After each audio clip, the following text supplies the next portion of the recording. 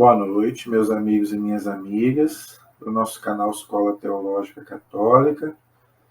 Vamos gravar o nosso vídeo de hoje, mas antes vamos rezar, como a gente faz sempre, pedindo ao Divino Espírito Santo que nos ilumine e nos abençoe nesta noite. Em nome do Pai, do Filho e do Espírito Santo. Amém.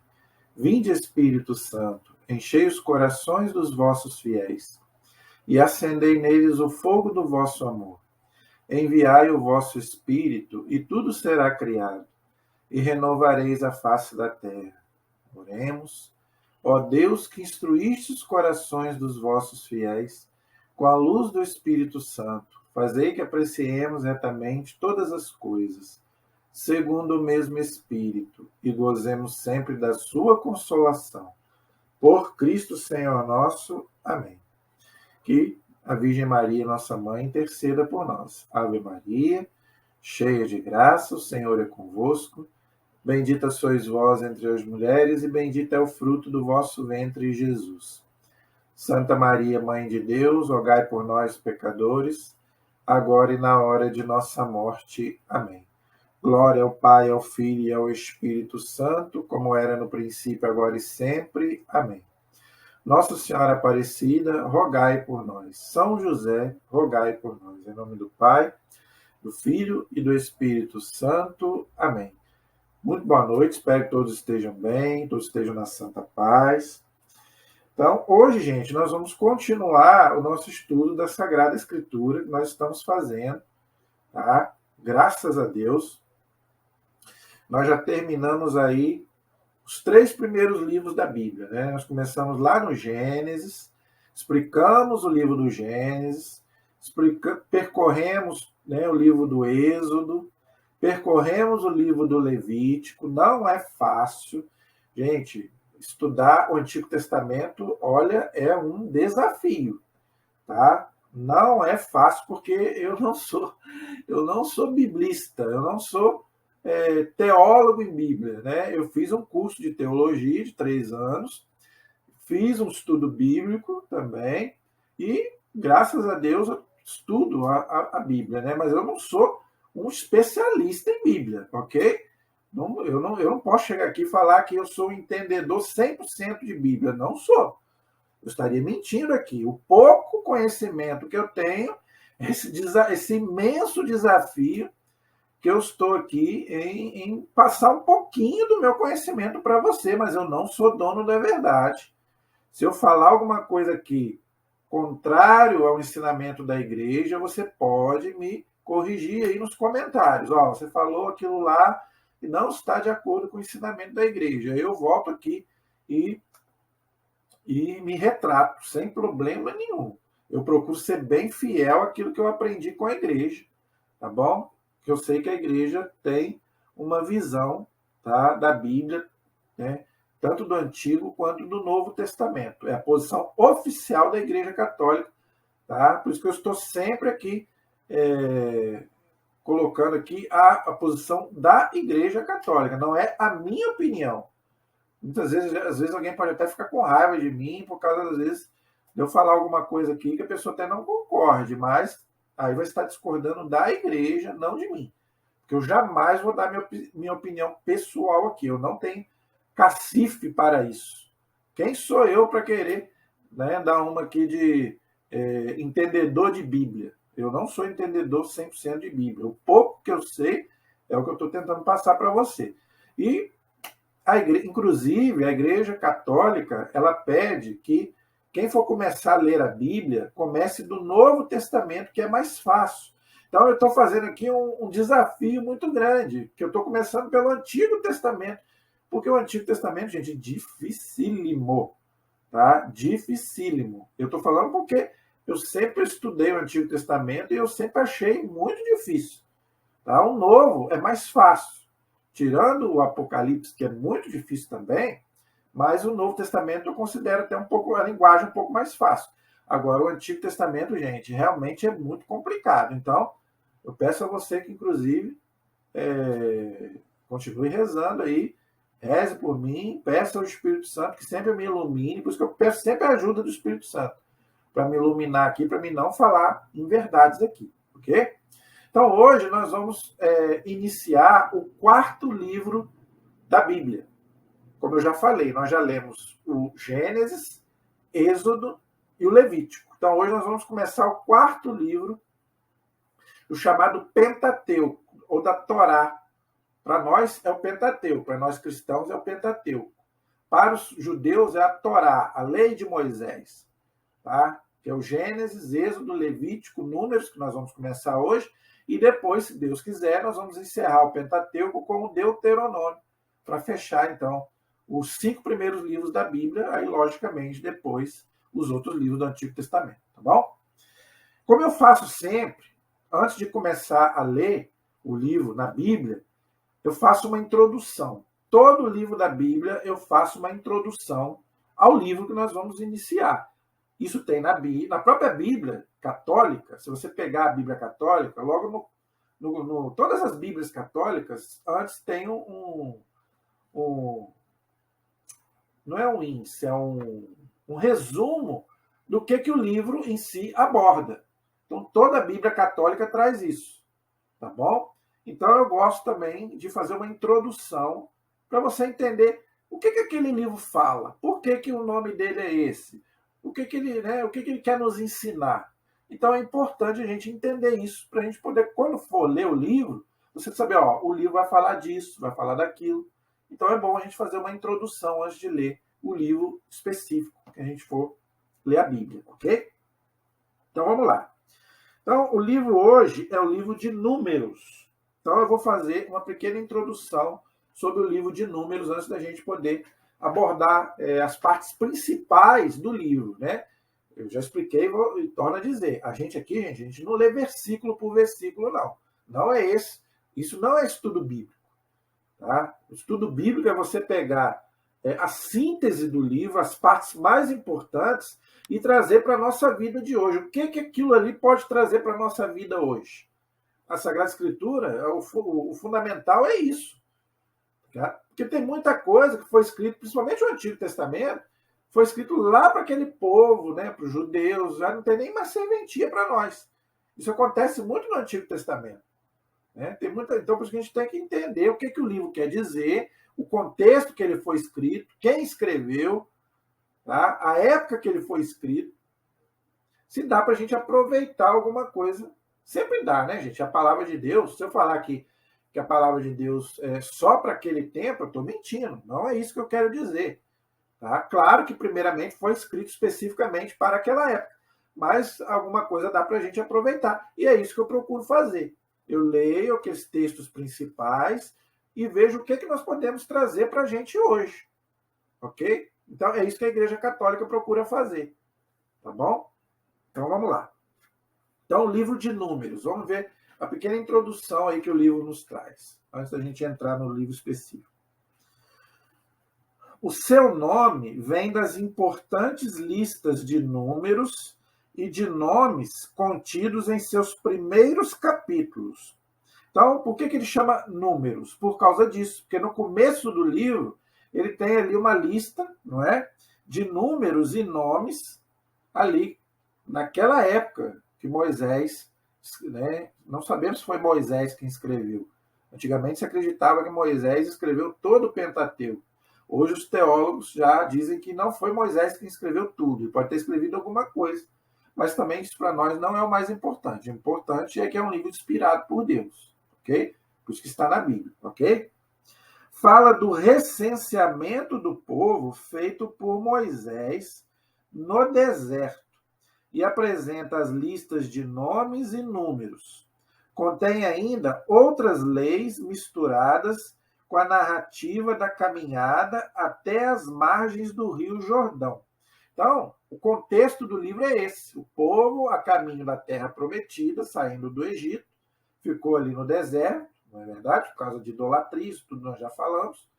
E ali, então, Moisés fez o recenseamento do povo. Ali, ele colocou a lista, então, das pessoas, né? É como se fosse hoje o censo do IBGE. Aí o governo não faz a lista para ver quantas pessoas tem no Brasil, não é verdade? Às vezes vem na nossa casa, né? Há pouco tempo agora esteve na minha casa, para saber quem mora na casa, né? A quantidade de gente, aquela coisa toda. Não existe isso até hoje? É isso que aconteceu lá no livro de Números. Inclusive, a gente não precisa nem se ficar muito preso nisso, não é? Porque isso, para nós hoje, não tem muita relevância, porque isso era para aquela época, né? Moisés queria contar o povo, né? Saber quantas pessoas tinha, família, aquela coisa toda. Então, isso aí, né? A gente não precisa nem ficar muito preso nisso, ok?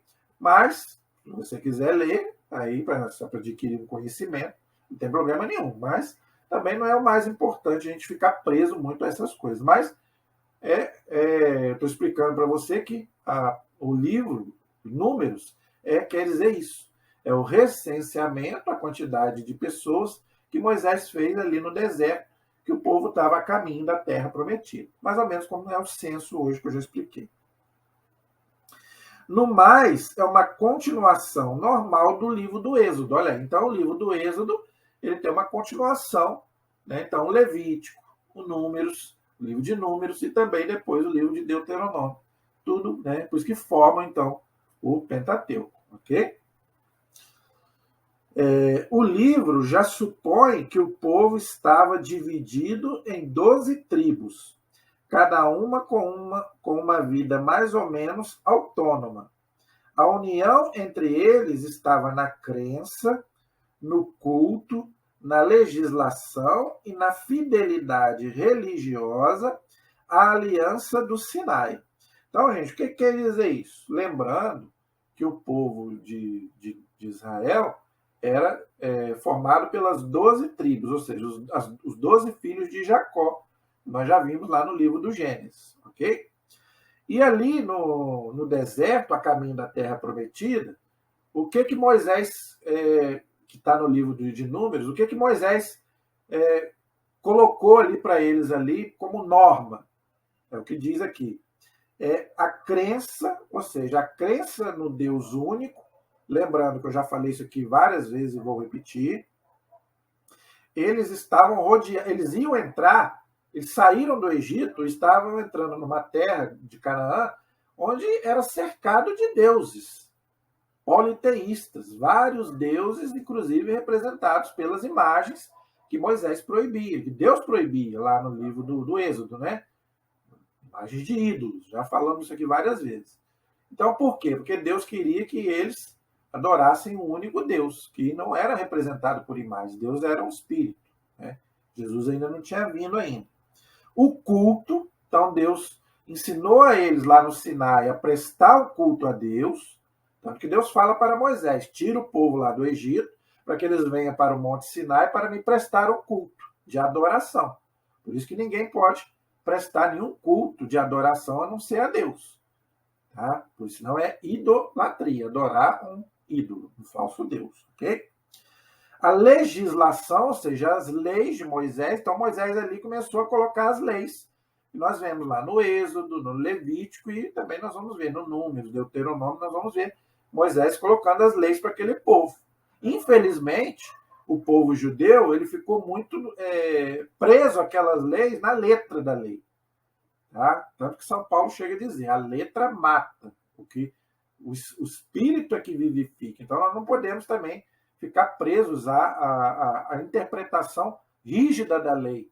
Por exemplo, Deus mandava guardar o sábado, mas aí eles faziam do sábado uma coisa, não podia fazer nada no sábado. Então eles pegavam aquilo ali muito rigorosamente. Então não pode ser assim também. Ok? E na fidelidade religiosa à aliança do Sinai. Eu já fiz, inclusive, um vídeo também sobre a questão da... Deus fez aliança com esse povo várias vezes. Fez lá com Noé, o arco-íris, fez com Abraão, a circuncisão, e fez com Moisés também, que a aliança, o símbolo dessa aliança era o quê? Os mandamentos, 10 mandamentos, que vigoraram até a eterna aliança que é através de nosso Senhor Jesus Cristo, ok? Então, gente, o livro trata disso tudo. As leis que aí aparecem no livro de Números se referem à permanência do povo no deserto a caminho da terra prometida. Lembrando que era para eles ficarem ali pouco tempo, mas ficaram 40 anos por causa de desobediência e idolatria. Tá? mostra que a vida do povo no deserto não foi muito agradável a Deus. Por quê? Porque eles reclamavam uma vida fácil, murmuravam contra Deus e contra Moisés e chegaram a contestar a autoridade de Deus e de Moisés. Isso está lá, por exemplo, no livro de Números, capítulo 12, versículo 2. Por quê? Eles, como se achavam, né, que eles eram povo de Deus, então eles começavam a reclamar da autoridade de Moisés, né, porque faltava pão, faltava comida, faltava água, e também porque eles passavam aquilo tudo ali, gente, porque eles mereciam passar, porque era um povo muito ingrato. Né? Você viu que Deus tirou eles do Egito, fizeram eles atravessar o Mar Vermelho, deu maná para eles, e deu os mandamentos para eles, e eles ainda fizeram um bezerro de ouro, falando que aquele bezerro ali é que tinha tirado eles do Egito, depois de tudo que Deus tinha feito para eles. Então, é como a gente hoje, né? Nós somos um povo ingrato, de cabeça dura. Deus faz tudo por nós, não é verdade? Deus nos dá mais do que merecemos, que nós somos pecadores, não é verdade? A gente acha que merece, não é verdade? Mas nós somos um povo pecador. Então, quer dizer, mas Deus nos dá tudo e a gente ainda reclama de Deus. Dá culpa a Deus das desgraças que nos acontecem. Muitas vezes, culpa nossa, não é verdade? Infelizmente, nós somos assim. Então, isso é importante a gente ver também no livro de Números, para a gente poder aprender. Não é? Por fim, o livro narra as lutas dos hebreus contra os povos vizinhos da Palestina que se opuseram à sua passagem por ali, lógico. Né? O povo começou a chegar ali, né, falando de um Deus, né, único, no meio daquele povo ali que adorava muitos deuses, como eu já falei, não é? E mandou quebrar aqueles deuses todos. Então, logicamente, que é dar briga. É o que nós chamamos de guerra santa. Né? Israel contra os outros povos, e dava morte mesmo, porque era um Deus brigando contra os deuses lá dos pagãos. Okay? Note-se com clareza os perigos morais e religiosos que os hebreus sofreram em relação à pureza da sua fé monoteísta, ou seja, num único Deus, no meio de povos que adoravam muitos ídolos. Acabei de explicar.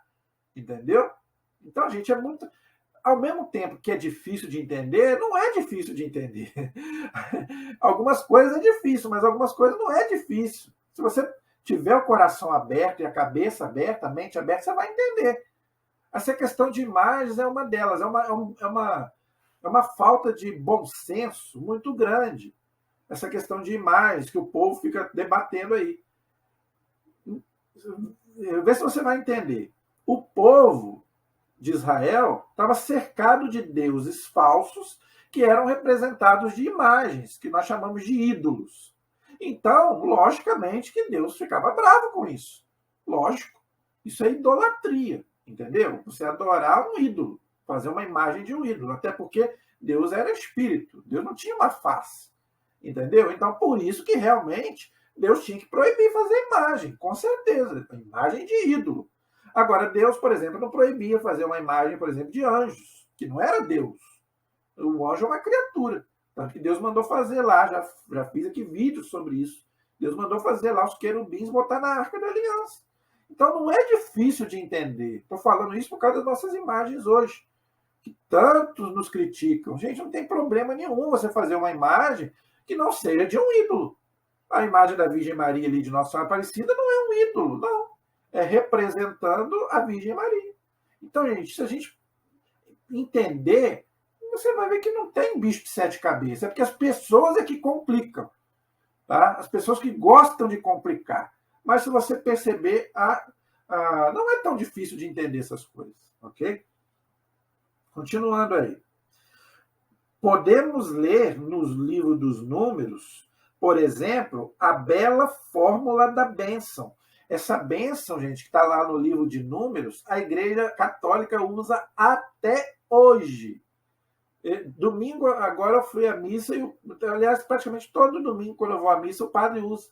Né? A maioria das vezes o padre usa essa bênção, até hoje a Igreja Católica usa essa bênção. É maravilhosa. Está lá no livro de Números, capítulo 6, versículos de 22 a 27. Nós vamos ver na hora que nós chegarmos lá, eu quero ler para você essa fórmula de bênção que a igreja usa até hoje, o padre usa até hoje para abençoar os fiéis. É belíssima, uma coisa maravilhosa. Tá vendo como é que algumas coisas do Antigo Testamento a gente pega para gente?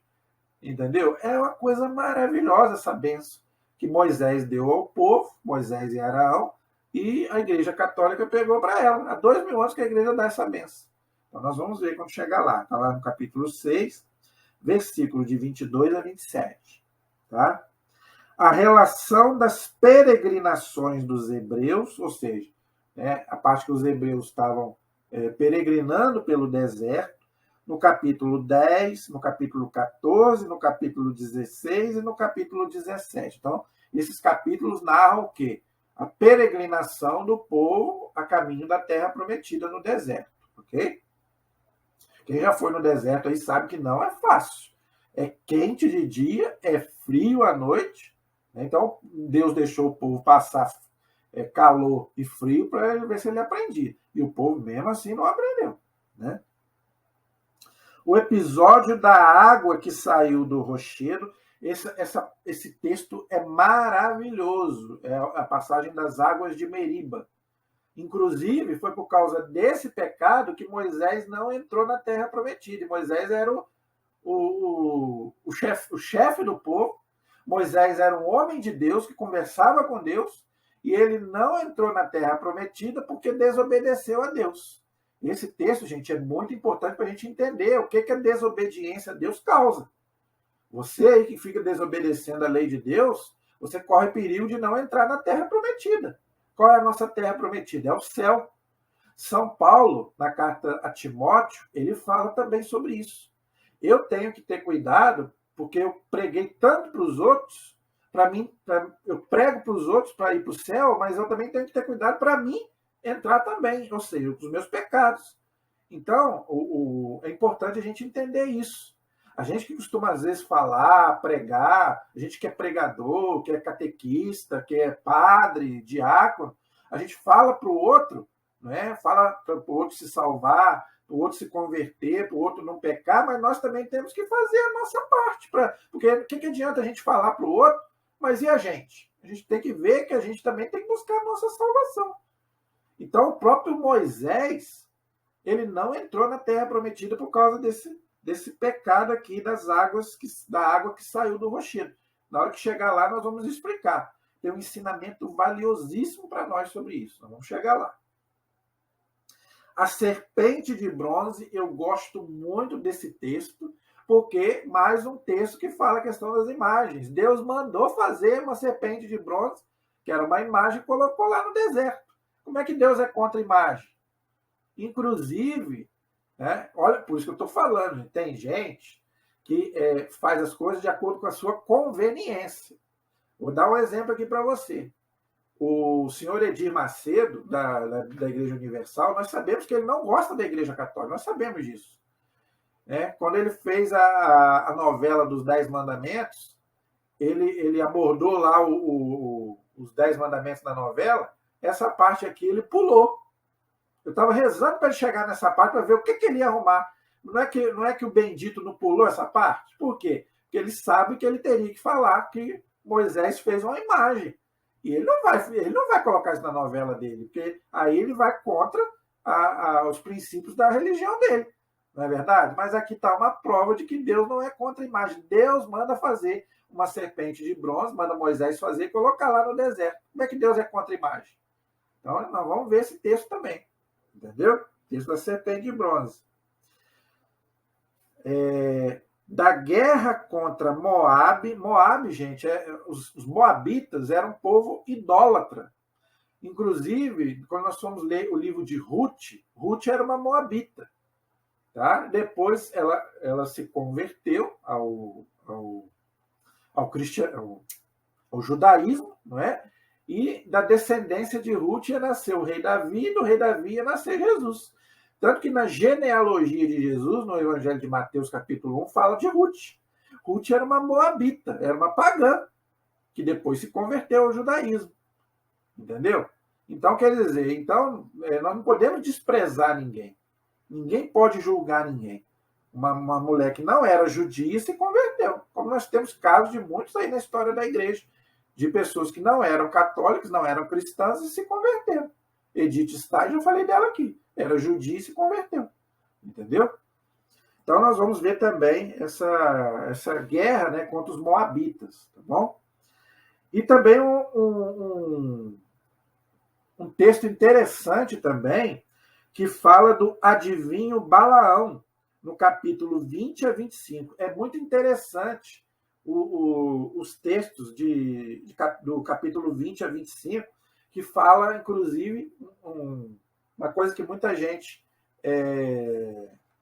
acha interessante, é o caso da jumenta de Balaão que falou, um animal, uma jumenta que fala. Deus abriu a boca da jumenta para falar. A Igreja Católica, gente, ela não garante que aquilo ali nós devemos interpretar aquilo ali ao pé da letra. Claro que Deus tem poder até para fazer um animal falar.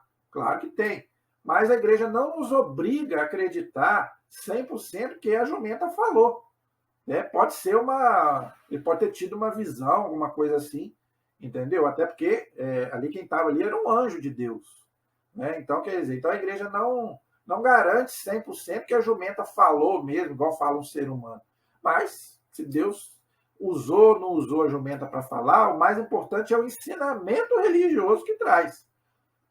Deus tem poder até de fazer uma jumenta falar se for preciso. Para quê?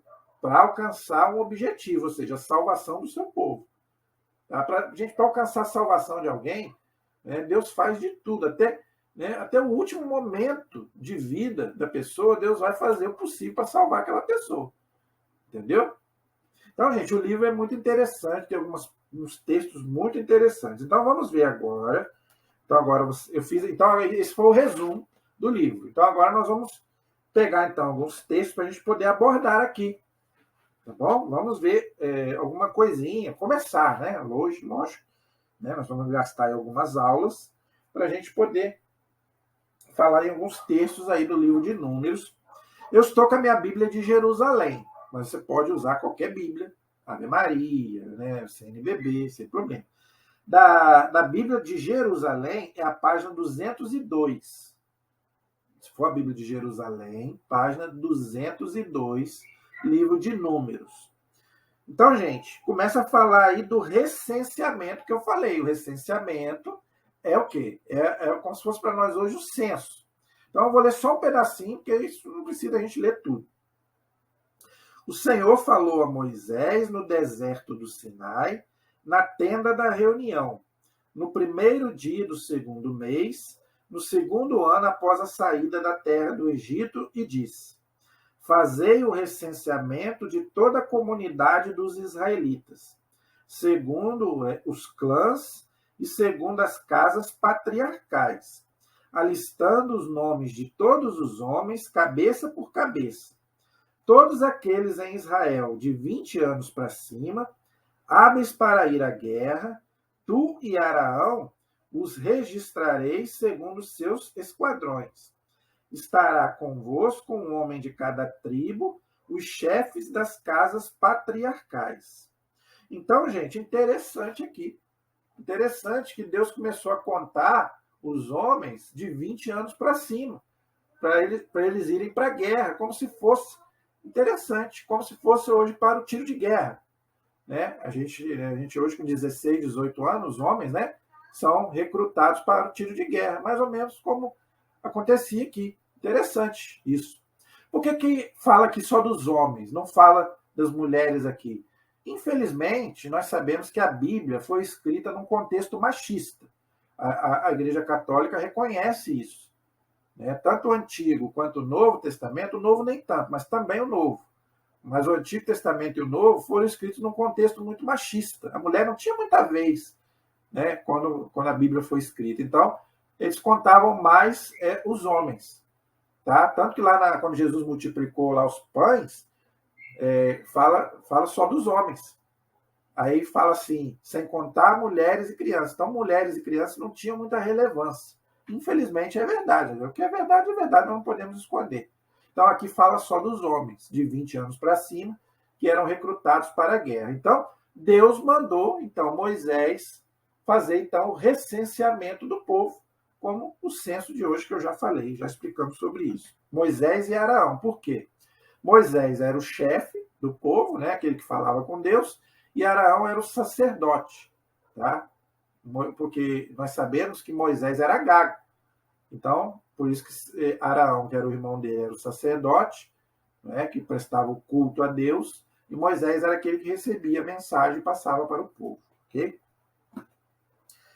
Então, aí começa a falar do recenseamento aí nos outros versículos, e nós, claro que nós não vamos ler nada disso, né? Eu vou passar. Se você quiser ler, está aí no capítulo 1, mas eu não vou ler isso, não precisamos ler isso, até porque isso aí era para a época lá dos judeus, né? Agora, interessante aqui, eu vou ler o final, tá? Não precisamos ler tudo, mas eu vou ler aqui, por exemplo, o versículo 46 do capítulo 1. Todos os recenseados foram de 603.550. Os levitas, porém, não foram recenseados com eles, nem a sua tribo patriarcal. Por quê?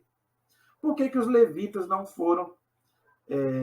por que a tribo dos levitas não passou por esse recenseamento? A Bíblia fala aqui, ó, no versículo 48. Vamos ver, então, por que os levitas não foram... Lembrando que, só para você entender, as 12 tribos de Israel são os 12 filhos de Jacó. Levi era um deles. Da descendência dos levitas vieram os sacerdotes judeus, tá? Que prestavam o culto a Deus, ok? Como se fosse para nós hoje os nossos padres, tá bom? Eles eram separados, porque eles iam prestar o culto a Deus. Então essa tribo tinha que ser separada. Então eles não foram recenseados. Por que não foram? Aqui diz, no versículo 48 do capítulo 1. Falou, pois, o Senhor a Moisés e disse: não registrareis, contudo, a tribo de Levi e não a recenseareis no meio dos israelitas. Mas estabelece tu mesmo os levitas para o serviço da habitação do testemunho, de todos os seus utensílios e de tudo que lhe pertence. Eles transportarão a habitação e todos os seus utensílios, exercerão nela o seu ministério e acamparão ao redor da habitação. Vou ler tudo, depois explico. Quando a habitação se mudar, os levitas a desarmarão. Quando a habitação tiver de parar, os levitas a armarão. Qualquer profano que se aproximar dela será condenado à morte. Os israelitas acamparão, cada um no seu próprio acampamento, junto de sua insígnia, segundo os seus exércitos. Os levitas, porém, acamparão ao redor da habitação do testemunho. Deste modo, a ira não se manifestará contra a comunidade dos israelitas. E os levitas assegurarão o serviço da habitação do testemunho. E os israelitas fizeram tudo de acordo com o que o Senhor ordenara a Moisés. Realmente, assim o fizeram. Então, gente, o que quer dizer isso? Por que então os levitas não foram recenseados? Porque aquilo que eu já expliquei. Os levitas, os sacerdotes, eram da tribo de Levi. E eles é que prestavam a Deus o culto. Essa habitação aqui é o quê? É onde ficava a Arca da Aliança, onde ficava o Santo dos Santos, onde o sacerdote entrava para prestar culto a Deus, e uma vez por ano o sacerdote entrava ali para espiar os pecados do povo e dele próprio. Entendeu? Então, por isso que eles tinham que ser separados das outras 11 tribos. Entendeu? Por isso que a tribo de Levi, então, não precisou ser recenseada, porque era a tribo dos sacerdotes judeus que ofereciam a Deus o quê? O sacrifício, o culto a Deus. Ofereciam a Deus, vamos dizer assim, o culto a Deus, o sacrifício a Deus. Ok? Agora, outra coisa, quando fala aí da ira de Deus, eu já expliquei sobre isso, tá, gente? Deus não tem ira. A ira é um pecado capital. Deus não pode ter ira. Isso aí é um modo de dizer como se Deus ficasse irado. Então, nós vamos ver muito isso no livro de Números. Deus que se ira, Deus que descansa, não é? Como se Deus... Por quê? Isso é uma palavrinha chamada antropomorfismo. É você querer comparar Deus como se ele fosse um homem. Entendeu? Mas Deus não é homem.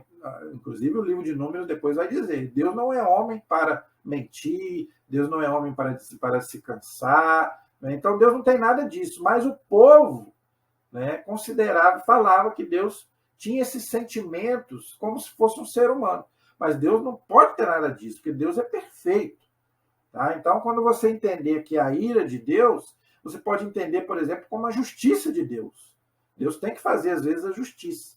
Então, aqui, quando a Bíblia fala da ira de Deus, você não pode querer achar que Deus tem esse tipo de sentimento. Né? Deus não pode fazer o mal. Eu já expliquei sobre isso aqui. Um dos primeiros vídeos que eu fiz aqui. Quem é Deus? Tá? Então, Deus é um espírito perfeitíssimo. Jesus diz, só Deus é bom. Se só Deus é bom, Deus não pode ter nada disso. Então, temos que entender. Tá vendo? Essas partes são difíceis de entender.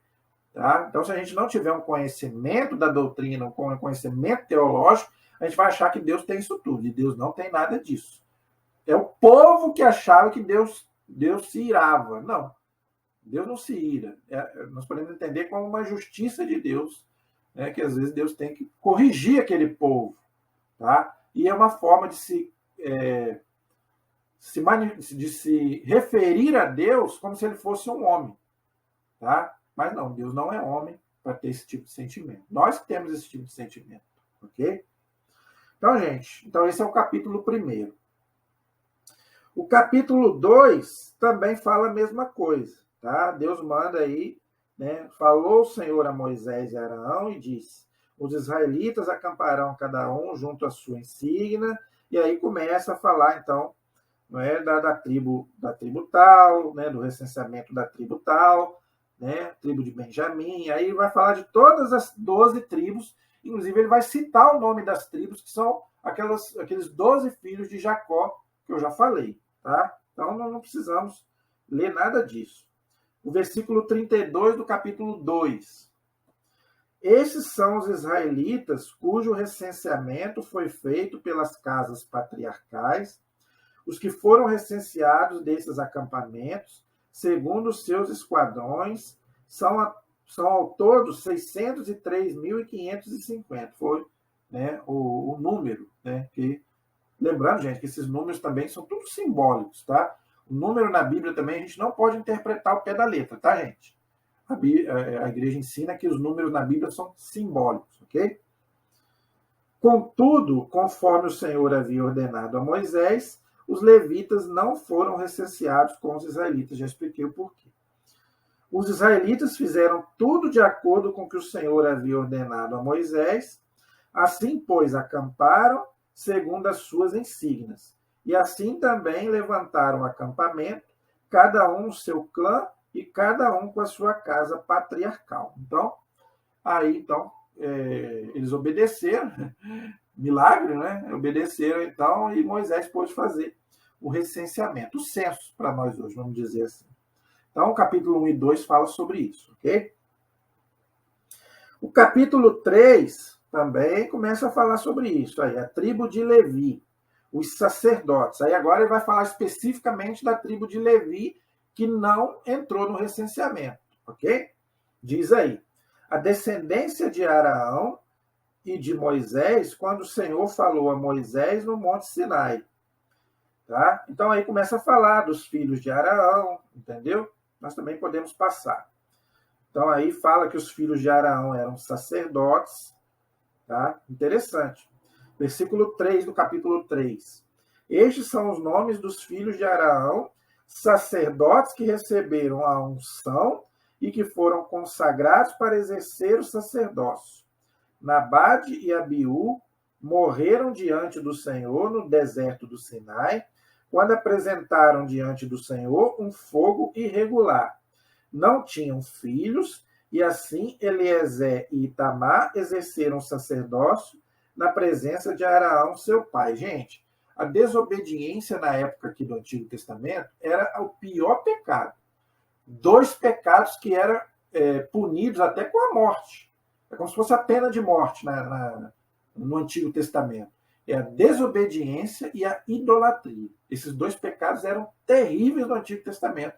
Tá? O povo, quando cometia esses pecados, Deus se virava contra esse povo. Deus abandonava mesmo.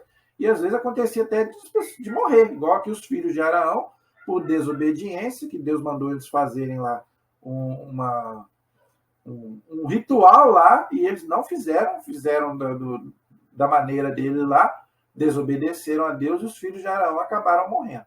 Então, gente, desobediência e idolatria não é só no Antigo Testamento, não, tá? Nós também, hoje, nós também sofremos muito com isso. Tá? Eu não estou falando aqui, gente, de idolatria de imagem, não, que eu já estou cansado de falar sobre isso. Tá? Idolatria não é só imagem. Idolatria é Deus que é trocado. Não é o que nós mais vemos aí. Deus é trocado por dinheiro. As corrupções aí nós vemos aí.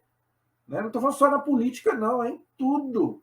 É o que mais você vê, é a corrupção deslavada em tudo, em todos os lugares. Né? Hoje o que vale hoje é o dinheiro, né? A fama, o poder, o sucesso. Né? As pessoas hoje fazem tudo por causa disso. Vende até a alma pro diabo. Né? Viram, né? Só você ver esses artistas aí, o que eles não fazem por dinheiro. Isso tudo é idolatria. O Novo Testamento fala, você não pode servir a Deus e ao dinheiro.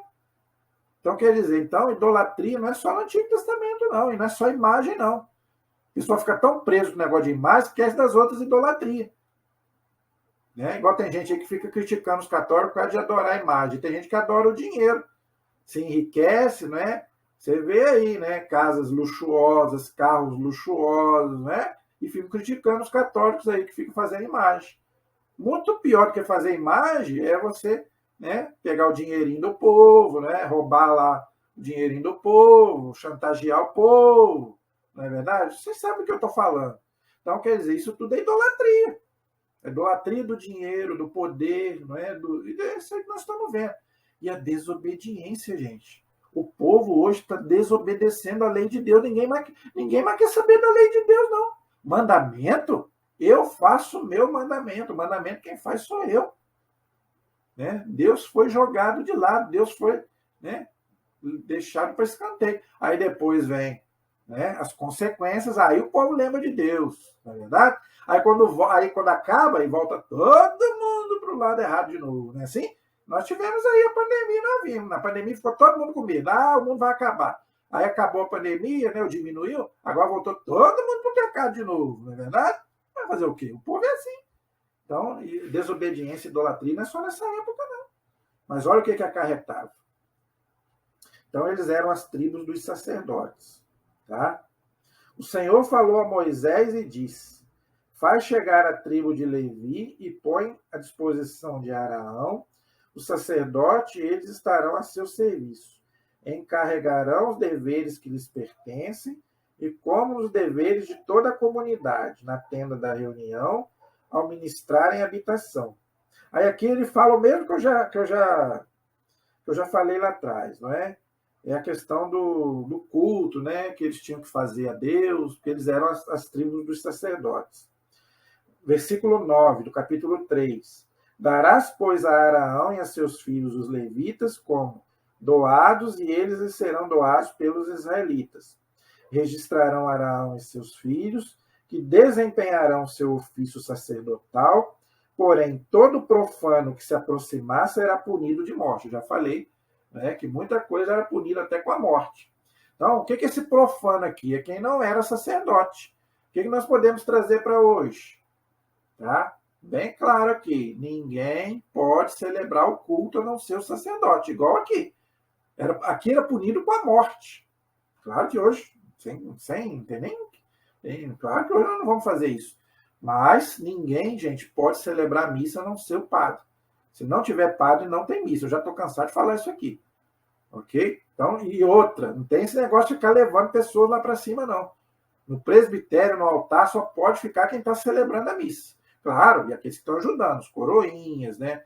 Beleza, eu estou falando, gente, hoje o que eu estou vendo aí, levando para junto do altar, gente, pelo amor de Deus, pessoas de outras, com todo amor, tá? Com todo amor, pessoas de outras religiões, mas não pode levar Nem pastor protestante não pode, nem pai de santo, nem ninguém. Não pode. Só quem pode estar ali no altar celebrando a missa é o padre e quem está ajudando o padre. Não pode. Desde a época do Antigo Testamento, Deus falando aqui. Só quem pode prestar o culto a Deus eram os sacerdotes. E a igreja pegou disso lá do Antigo Testamento. Tá? Então, por favor, gente, quiser ficar lá embaixo, beleza. Agora, no presbitério, no altar, só pode ficar quem está celebrando ou ajudando o padre. Ok? Então, isso aí não é ruindade da igreja, não. Isso é bíblico, desde o Antigo Testamento. Tá? O Senhor falou a Moisés e disse: Vede que eu mesmo escolhi os levitas do meio dos israelitas, em lugar de todos os primogênitos, daqueles que entre os israelitas abrem o seio materno. Portanto, os levitas são meus. Por quê? Porque prestam a Deus o culto, prestam a Deus os sacrifícios, né? Assim, todo primogênito me pertence. No dia que feri de morte todos os primogênitos da terra do Egito, consagrei a mim todos os primogênitos em Israel, tanto dos homens quanto dos animais, eles me pertencem. Eu sou o Senhor. Então, gente, isso aí é uma lei lá desde o livro do Levítico, que todo primogênito era consagrado a Deus. Até Jesus. Jesus foi o primogênito e foi o unigênito. Mas mesmo a mulher que tinha 10, 15 filhos, o primogênito tinha que ser consagrado a Deus. Era uma lei do Antigo Testamento. Hoje aí nós temos as apresentações, né? A gente apresenta aí os filhos, entendeu? Mas era uma lei lá do Antigo Testamento. O primogênito era consagrado a Deus. Isso era uma lei lá dos judeus, ok? Aí continua falando do recenseamento dos levitas, tá? O Senhor falou a Moisés no deserto do Sinai e disse: Recensearás os filhos de Levi, segundo as suas casas patriarcais e segundo os seus clãs. Recensearás todos os homens da idade de 1 mês para cima. E Moisés os recenseou segundo a ordem do Senhor, de acordo com o que o Senhor lhe havia ordenado. Então aqui ele começa a falar dos nomes dos filhos de Levi, né, que é o filho de Jacó, e aí ele começa a dar aqui os nomes, que eu não vou ler, logicamente. Tá bom? Então, nós podemos passar essa parte, ok? Versículo 39, do capítulo 3. Todos os levitas recenseados que Moisés enumerou segundo os clãs, conforme a ordem do Senhor, o número dos homens da idade de 1 mês para cima foi de 22 mil, ok? Então, gente, os levitas, eles só foram recenseados depois separadamente. Não foi recenseado junto com os outros. Foi separado, ok? O Senhor disse a Moisés: faz o recenseamento de todos os primogênitos, homens dos israelitas, né? Já expliquei, né? Por quê? Da idade de 1 mês para cima, faz. Aí é que Deus ordenando Moisés fazer também a questão do recenseamento dos primogênitos, ok? Tomarás para mim, porque eles eram consagrados a Deus, já expliquei sobre isso, né? E Moisés fez como o Senhor havia ordenado, ok? Moisés fez o que Deus mandou, tá dizendo aí, ok? Versículo 48. E darás esse dinheiro a Araão e a seus filhos para resgate daqueles que são excedentes. Moisés recebeu esse dinheiro em resgate daqueles que não foram resgatados devido ao número insuficiente de levitas.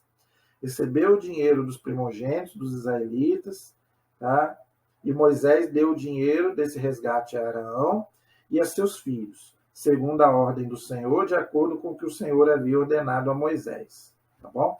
Então aí eu já expliquei essa questão dos primogênitos e dos levitas, tá? No capítulo 4, ele continua falando sobre isso. O Senhor falou a Moisés e a Arão e diz: faz o recenseamento dos levitas, que são filhos. É a mesma coisa, né? Isso aí podemos passar, gente. Lembrando que os levitas são a tribo dos sacerdotes. Aí no capítulo 4, do versículo 4, este será o serviço dos filhos de Cate na tenda da reunião, as coisas santíssimas. Quando se levantar o acampamento, Arão e seus filhos virão tirar a cortina do véu, cobrirão com ele a arca do testemunho, a arca da aliança, não é? E porão por cima uma cobertura de couro fino, sobre a qual estenderão um pano todo de púrpura violeta. Em seguida, colocarão os varais da arca. Então, aqui, Deus começa a falar sobre a questão, né, do culto, né, que essa tribo ia prestar, porque era a tribo dos sacerdotes. Então, a gente vê a seriedade que era o culto, né, como se fosse para nós hoje a Santa Missa. Por isso que a gente debate tanto sobre essa questão da missa. Tá? Em seguida, versículo 12, do capítulo 4. Em seguida, tomarão todos os objetos usados no serviço do santuário, depositarão sobre um pano de púrpura e os recobrirão com uma cobertura de couro fino e porão tudo sobre os varais. Depois de haver retirado do altar suas cinzas gordurosas, estenderão sobre ele um pano escarlate, sobre a qual depositarão todos os utensílios. Tá? Aí aqui ele continua falando, gente.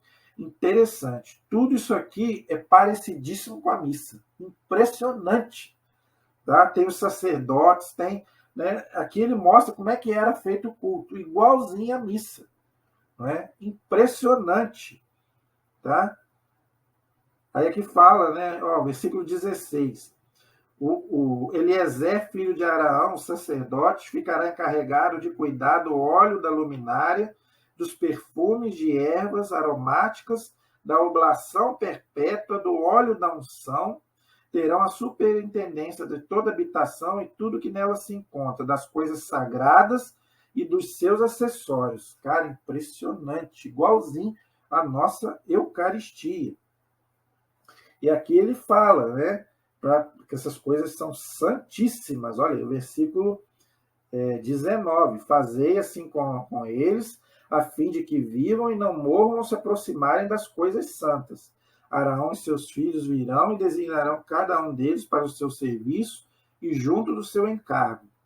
Tá? Cara, é impressionante. Aí aqui, gente, ele continua falando a mesma coisa, tá? No capítulo 4, nós podemos passar tudo isso daí. Aí o versículo 46, no final, diz assim, do capítulo 4. O número total dos levitas que Moisés, Araão e os chefes de Israel recensearam, segundo os clãs e as casas patriarcais, todos os homens de 35 anos, após ministrar o culto e para trabalhar no serviço do transporte da tenda da reunião, elevou-se a 8.580 recenseados.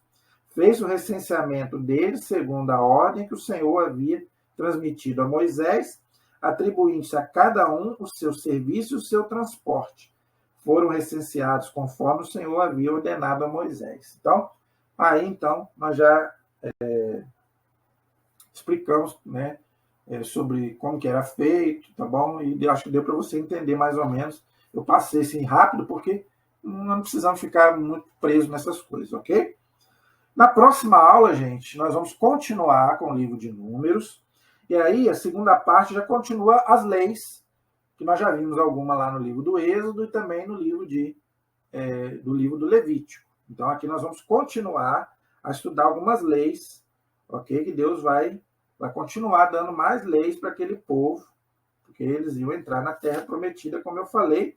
E no capítulo 6, nós vamos ver aquela bênção maravilhosa, aquela bênção maravilhosa que os sacerdotes fazem até hoje na missa, tá bom? Nós ainda vamos ter bastante coisa para a gente estudar, se Deus quiser. Espero que até aqui você tenha entendido um pouco, tá, sobre o livro de Números. Então, mas nós vamos ainda ter algumas aulas sobre esse livro, tá bom? Espero que você tenha entendido, que você tenha gostado, tá? Hoje foi mais uma introdução, tá? E o começo para a gente fazer, né, mais ou menos um pano de fundo de como é esse livro. Mas agora nós vamos aprofundar mais, pegar aqueles textos mais importantes e nós vamos desdobrando, né? À medida que a gente for estudando, a gente vai desdobrando, tá bom, gente? Peço a você que se inscreva no nosso canal, por favor, encarecidamente, gente. Se inscreva no nosso canal, compartilhe com outras pessoas, por favor. A gente precisa, né, da inscrição de vocês, que vocês compartilhem para que o canal possa crescer, tá bom? A gente está começando agora, mas a gente precisa aí alavancar os inscritos, alavancar as visualizações, os comentários, por favor. Então, deixem aí o seu comentário, se você está entendendo o que nós estamos passando aqui, se você tem dúvidas, perguntas, deixem aí nos comentários, por favor. Tá bom? E peço a você que continue rezando aí para que nós possamos continuar com esse estudo bíblico, que não é fácil, tá, gente? A nossa proteção está no nome do Senhor, que fez o céu e fez a terra. Estivemos e permaneceremos unidos em nome do Pai, do Filho e do Espírito Santo. Amém. Que Deus abençoe a todos. Até a próxima, se Deus quiser.